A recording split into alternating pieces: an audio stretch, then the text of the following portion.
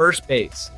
Power has always defined first base, but greatness here is about far more than home run totals. The position has hosted monsters who terrified pitchers for decades, from Willie McCovey to Frank Thomas to Miguel Cabrera, each with stretches that felt unstoppable. Some dominated with raw strength, others with precision, and a few blended both while anchoring championship lineups. October moments mattered too, because first base is often where lineups lean when seasons hang in the balance. Consistency separated legends from flashes, and longevity turned elite peaks into historical cases. One player separated himself by doing everything at an absurdly high level for over 20 years, producing regardless of lineup protection, ballpark, or era. Halfway through this story, the name becomes unavoidable: Albert Pujols. From 2001 to 2011, he averaged 41 home runs, 123 runs batted in, and a 1.037 on base plus slugging, numbers that feel fictional when stretched across a decade. He finished with 703 home runs, 3,384 hits, and 101.4 WAR while winning 3 MVP awards and finishing top 3 9 times. It gets crazier in October. Pujols hit 19 postseason home runs, including the legendary 3-homer game in the 2011 World Series and the moonshot off Brad Lidge in 2005 that silenced Houston. Unlike other sluggers, he paired power with elite defense early, winning 2 Gold Gloves. Others had peaks or rings, but no modern first baseman combined dominance, durability, and clutch impact like this. Second base.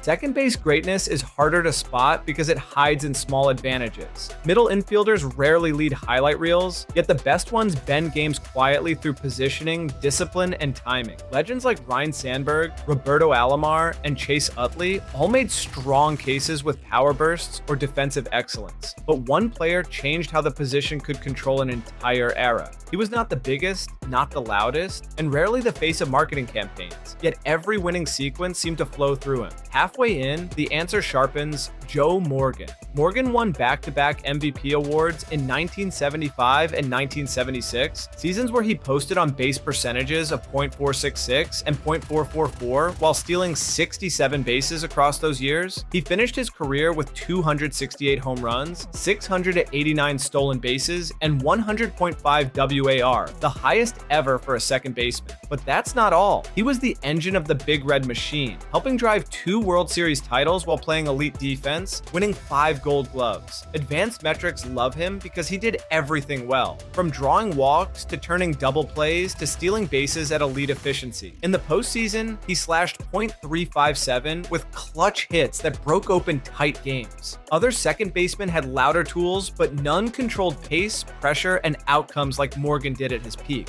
Third base demands reaction speed, arm strength, and offensive firepower, making it one of baseball's most unforgiving positions. Many stars pass through, from George Brett's pure hitting to Chipper Jones's switch hitting consistency, each leaving lasting arguments. Yet one player turned the position into a showcase of total dominance. He didn't just meet expectations, he set the standard that everyone else chased. Midway through this section, the case becomes undeniable: Mike Schmidt. Schmidt retired with 548 home runs, 10 Gold Gloves, and 3 MVP awards. Numbers that alone would end most debates. But it gets worse for the competition when context enters. During the 1970s and 1980s, he led all third basemen in virtually every major offensive category while playing elite defense at the hottest corner. In 1980, he hit 48 home runs and slugged .624, then followed with dominant postseason runs that delivered Philadelphia its first World Series title. He finished with 106.9 WAR, far ahead of any rival at the position. Unlike others who leaned bat first, Schmidt saved runs with reflexes and arm strength that changed games defensively. Brett and Jones were great hitters, but neither matched Schmidt's combination of power, defense, awards, and sustained peak. At third base, the separation is not subtle, it is overwhelming. Shortstop. Shortstop used to be about survival, not stardom. Defense came first, offense came second, and durability was often an afterthought. Names like Derek Jeter, Ozzie Smith, and Alex Rodriguez all redefined pieces of the role in different ways, whether through leadership, defense, or power. But one player shattered the idea that shortstops had to burn bright and fade fast. Halfway through the debate, the answer locks in: Cal Ripken Jr. Ripken played 2,632 consecutive games, a record that still feels untouchable, while redefining the physical profile of the position position, he hit 431 home runs, drove in 1,695 runs, and finished with 95.9 WAR, numbers that rival corner infielders. It gets crazier when awards enter. He won 2 MVPs, 2 Gold Gloves, and helped lead Baltimore to a World Series title in 1983. Ripken was not flashy, but his consistency broke opponents over time. He showed up every day, produced power from shortstop, and anchored defenses for decades. Jeter had rings, Rodriguez had peak power, and Smith had defensive wizardry, but none combined durability, offense, and leadership at this scale. Ripken did not just play shortstop, he changed what teams believed was possible there. Catcher. Catching punishes bodies faster than any position, which is why dominance here rarely lasts long. The role demands leadership, pitch framing, blocking, throwing, and offense, all while absorbing constant wear. Legends like Yogi Berra and Ivan Rodriguez built towering resumes, each excelling in different eras. But one catcher briefly did everything at an unmatched level. Halfway through, the conversation centers on Johnny Bench.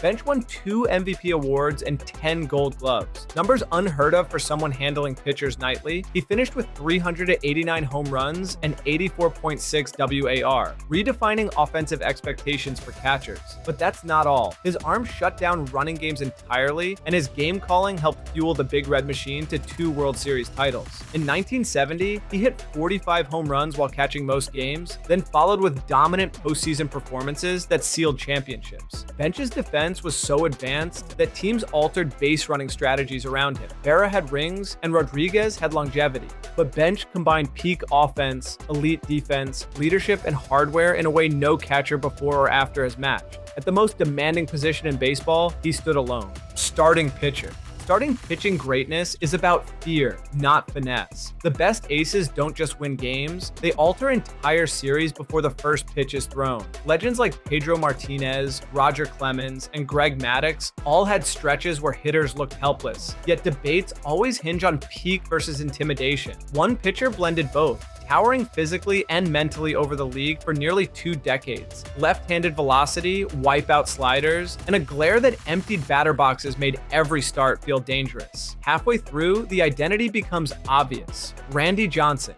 Johnson finished with 4,875 strikeouts, second all-time, while winning 5 Cy Young Awards and finishing top 3 8 times. It gets crazier when you remember his late peak. From age 35 to 38, he won 4 consecutive Cy Youngs, while posting a 2.48 earned run average and averaging over 11 strikeouts per 9 innings. In the postseason, he delivered one of the greatest runs ever in 2001, going 5-0 with a 1.52 ERA and striking out 47 in 41 innings, including a relief appearance in Game 7 of the World Series. Others had prettier command or longer careers, but no pitcher combined raw dominance, longevity, and October intimidation like Johnson. When he was locked in, hitters weren't competing, they were surviving, closer.